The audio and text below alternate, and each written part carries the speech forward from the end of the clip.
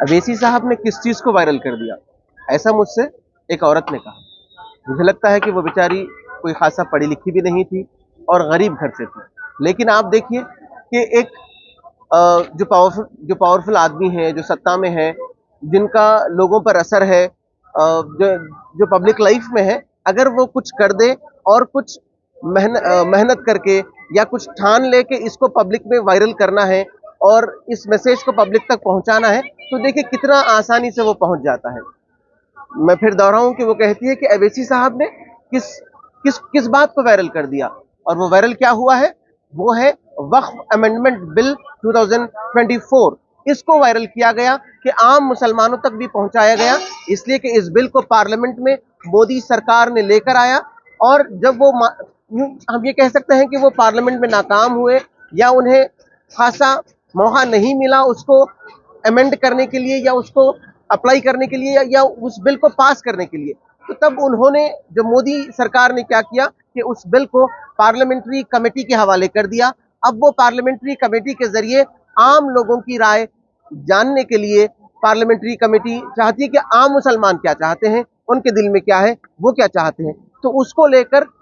मुसलमानों के उलेमा और मुसलमानों के लीडर्स ने इस बात को बहुत आम किया कि मुझसे एक मौज बेचने वाले ने पूछा कि क्या क्या भाई आप उस कोड को स्कैन करके वक्फ अमेंडमेंट बिल को के खिलाफ आपने वोट किया या पार्लियामेंट्री कमेटी तक अपनी आवाज को पहुंचाई। देखिए किस तरह जब पावरफुल लोग किसी बात को ठान लेते हैं तो वो बिल्कुल वो आसमान से लेकर वो बात जमीन तक पहुंच ही जाती है। और मैं ये कहना चाह रहा हूं कि हम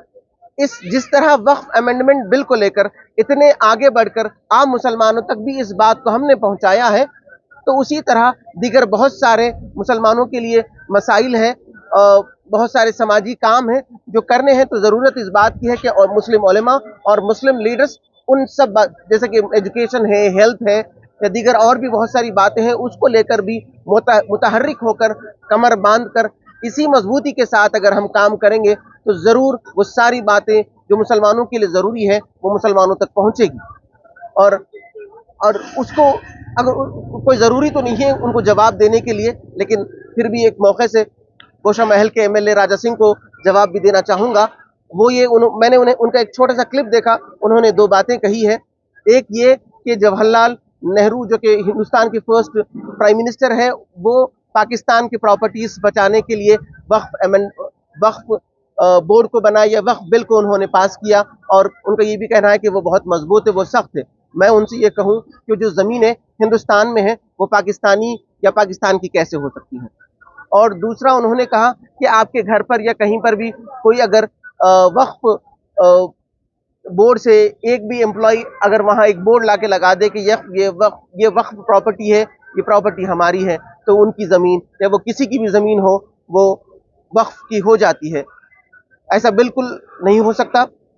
अब हम और आप जानते ही हैं कि साहब अकल से कितने पैदल हैं और कैसी बातें करते हैं। उसको लेकर कोई ज़रूरत नहीं कि उसको चर्चा करें, लेकिन मौके से एक दो बातें जो उन्होंने कही जो कि गलत ही थी, झूठ थी, वो आप तक मैं पहुंचाना चाहता था। और आखिर में फिर यही कहूँगा, जिस तरह वक्फ अमेंडमेंट बिल को सारे मुसलमान उसके रिजेक्शन को उसको रिजेक्ट करते हैं, उसी तरह दीगर जब भी जो मुसलमानों के मसाइल हैं इसी तरह वो वायरल होते रहें, और एक आम मुसलमान, एक लेबर, एक मौज बेचने वाले को भी ये बात समझ में आ जाए कि क्या हो रहा है, दिल्ली में क्या हो रहा है और गली में क्या होने की ज़रूरत है। शुक्रिया।